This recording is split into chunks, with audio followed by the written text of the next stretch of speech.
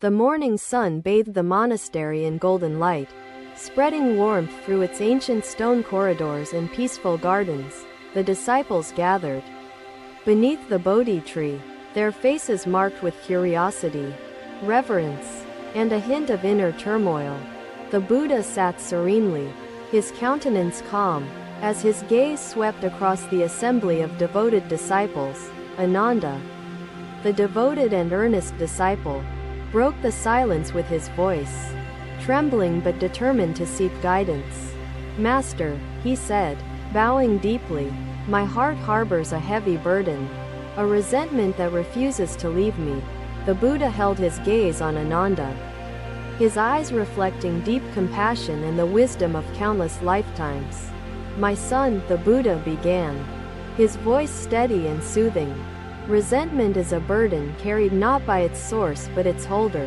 A soft breeze rustled the leaves of the Bodhi tree as the Buddha's words echoed in the tranquil surroundings. "Come," the Buddha said, rising gracefully, "walk with me, and I will show you the nature of resentment's weight." The disciples followed their teacher, their footsteps light upon the earth. As they traversed the monastery's sacred grounds, they stopped near a bubbling stream, the sound of flowing water mingling with the chirping of nearby birds. The Buddha bent down and picked up a smooth, gray stone, holding it out for Ananda to observe closely. "This stone," the Buddha said, "represents the resentment you carry. Its weight is not diminished by your grip." He placed the stone in Ananda's hands, his touch deliberate, and said, "Hold it tightly. Do not let it go." Ananda clenched the stone, his knuckles whitening with the effort, the smooth surface cool against his strained fingers. "Now," the Buddha instructed, his tone calm but firm, "carry it as you walk into the stream beside us. It does not seek purpose, yet it shapes the flow of water in its path." I frowned, not fully grasping his words, as doubt clouded my thoughts once more. "Resentment is like this stone," the Buddha explained, his words soft yet profound. "It hinders not the world, but you." The water sparkled under the sunlight, its surface reflecting the profound truth unfolding within the hearts of the disciples. "Your burden," the Buddha continued, "is yours alone to carry. Letting go is the first act of forgiveness and freedom." Ananda, his mind alight with understanding, loosened his grip, and the stone slipped from his hand into the flowing water. The ripples spread outward, as though the act of letting go had sent a wave of serenity into the universe. The Buddha smiled, his expression serene, as he said, "The stone's departure symbolizes the lightness that forgiveness can bring." "Forgiveness," he continued, his voice imbued with gentle authority, "does not absolve another. It liberates you from the cycle of suffering." The disciples stood in solemn reflection, the simplicity of the teaching resonating with the depths of their consciousness. The Buddha then pointed to the clear, flowing stream and said, "Observe how the water embraces every obstacle without resistance. The stream," he elaborated, "does not resent the stones in its path. It flows and finds its course unyielding and free." Ananda, his spirit lifted, said, "Master, I understand now. Resentment anchors the soul, and forgiveness is the release we seek." The Buddha nodded, his gaze warm, as he replied, "Yes, my son. Forgiveness is the path to inner peace and liberation." The disciples bowed deeply, their hearts filled with gratitude, their minds eager to embody the teachings in their daily lives. The Buddha turned and began walking back toward the monastery, the disciples following, their hearts lighter than before. The Bodhi tree stood as witness to the profound transformation, its leaves whispering the truths carried by the gentle breeze. As they returned, the Buddha said, "Let this lesson guide you in moments of anger, pain, and the temptation for vengeance. Remember," he added, "forgiveness is not weakness. It is the strength to set your own soul free from suffering's grip." The sun began its descent, painting the sky with hues of amber and crimson. As the disciples sat in quiet meditation, the Buddha's words lingered in their minds.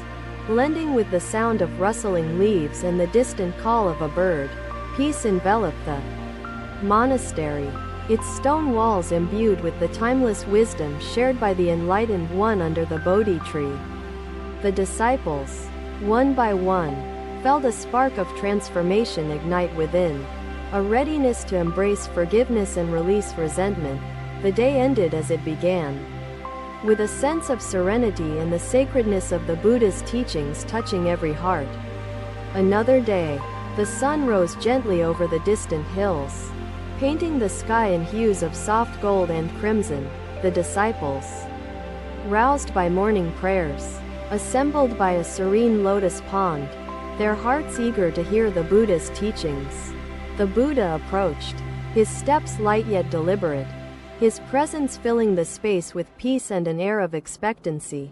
Among the disciples was Sariputta, his eyes solemn as he spoke. "Master, how can we heal a heart deeply wounded?" The Buddha gazed at Sariputta, his expression calm and compassionate, and said, "Healing begins with understanding, patience, and forgiveness." The Buddha knelt by the pond, his robes flowing gracefully as he motioned to the surface reflecting the morning sky. "Behold this pond," the Buddha said, "a reflection of the stillness and clarity we all seek within our hearts." A faint rustle in the underbrush drew their attention to a crane limping with a broken wing. Struggling near the water, the disciples watched as the Buddha approached the bird gently, his movements deliberate, his presence exuding calmness. "Let us tend to this creature," the Buddha said, "for its suffering mirrors the wounds many carry in their hearts." The disciples quickly gathered herbs and water, following the Buddha's guidance as they sought to ease the crane's distress. The bird trembled but did not resist as the Buddha carefully applied the herbs, his hands steady and filled with compassion. "Compassion," the Buddha said, "is the foundation of healing, whether for another being or for the wounds within our soul." The disciples observed silently, their hearts touched by the tenderness in their teacher's actions and the bird's quiet acceptance. Over the coming days, they tended to the crane, its strength returning gradually, its spirit lighter with each passing moment. The Buddha often sat near the bird, observing its progress, and said, "Healing is a process, not an instant transformation. Like the wing mending with care," he continued. "The heart heals with the consistent practice of forgiveness and understanding." The disciples listened intently, the crane's recovery serving as a living metaphor for the Buddha's profound teachings. Sariputta, moved by the crane's transformation, asked, "Master, how do we find the strength to forgive those who have wronged us?" The Buddha replied, "Forgiveness is not condoning wrong actions but freeing oneself from the chains of hatred and anger. To forgive," he elaborated, "is to refuse the poison of resentment and to nurture the seed of compassion within." The disciples nodded, their hearts resonating with the truth woven into the simplicity and depth of the Buddha's words. One morning, the crane, now healed, flapped its wings with vigor and leapt into the air, soaring gracefully into the sky. The disciples watched in awe, their spirits uplifted, the sight a powerful symbol of freedom and renewal through forgiveness. The Buddha turned to them and said, "This creature is now free, just as you can be free through forgiveness." Forgiveness, he added, does not mean forgetting the wrongs done, but releasing their power to control your peace and happiness. The disciples reflected deeply, their understanding of forgiveness expanding beyond words into a heartfelt commitment to practice. The teaching, the Buddha pointed to the crane, now a speck in the distance, and said, "See how it embraces the limitless sky? Your heart," he continued, "can embrace boundless peace and love when unburdened by the weight of resentment and vengeance." Sariputta, his voice steady, said, "Master, I see now that forgiveness is a path of liberation for the soul and heart. The Buddha smiled, his face radiating serenity, as he said, yes, forgiveness is the balm that heals and nourishes the soul. The disciples bowed deeply, their respect and reverence for their teacher filling the space like the light of the rising sun. The day unfolded as the teachings of forgiveness lingered in their minds, blending with the tranquil beauty of the monastery. The Buddha's words resonated within them as they went about their day, tending to their duties with renewed purpose and clarity. The crane's flight became a story among the disciples, a living parable of the Buddha's wisdom on healing and forgiveness. Evening descended, painting the sky with deep shades of violet and amber as the disciples gathered again beneath the Bodhi tree. The Buddha, seated in the soft glow of twilight, spoke softly, remember, forgiveness is not for the other. It is for yourself. By forgiving, he said, you remove the poison of anger, paving the way for love, joy, and true inner freedom. The disciples, one by one, felt the weight of their own grievances begin to lift, replaced by a quiet sense of release. The Bodhi tree swayed gently in the evening breeze, its leaves whispering the timeless truths of compassion, forgiveness, and healing. That night, peace descended upon the monastery, the moonlight gracing its ancient walls, the Buddha's teachings touching every soul present. In their dreams, the disciples saw visions of cranes soaring against vast skies, a reminder of the healing power of forgiveness. Another day, dawn broke gently over the monastery, its golden rays cascading through the trees and warming the earth below. The disciples gathered in anticipation, seated in a circle under the grand Bodhi tree, their hearts prepared for divine wisdom. The Buddha approached with deliberate steps, his serene face radiating peace, as he seated himself at the heart of the gathering. Master, Mahakasyapa began, bowing deeply. Resentment still echoes in my soul despite my efforts to practice forgiveness. What must I do?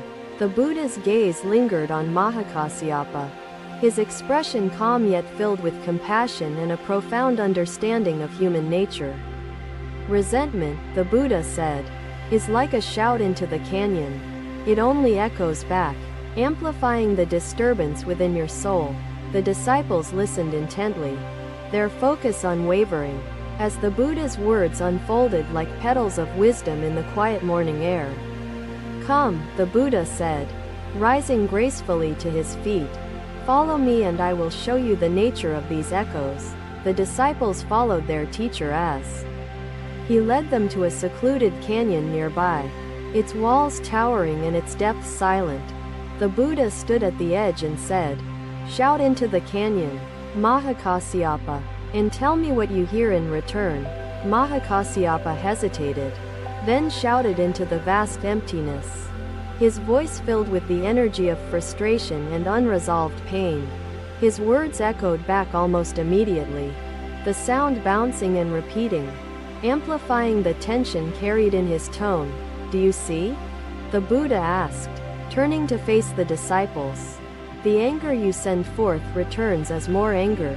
The disciples nodded, their faces contemplative, as they began to understand the intricate layers of their master's teaching. Now, the Buddha instructed, shout again, but this time in forgiveness and peace. Observe the echoes that return to you. Mahakasyapa shouted once more, his tone gentle and his words filled with sincere forgiveness and a longing for inner peace. The echoes returned, softer and more harmonious, blending into the silence of the canyon in a soothing and calming manner. The Buddha smiled as he said, do you see how forgiveness quiets the echoes and brings peace to your soul? Resentment, he continued, is the voice of anger. Forgiveness transforms that voice into silence and harmony within your heart.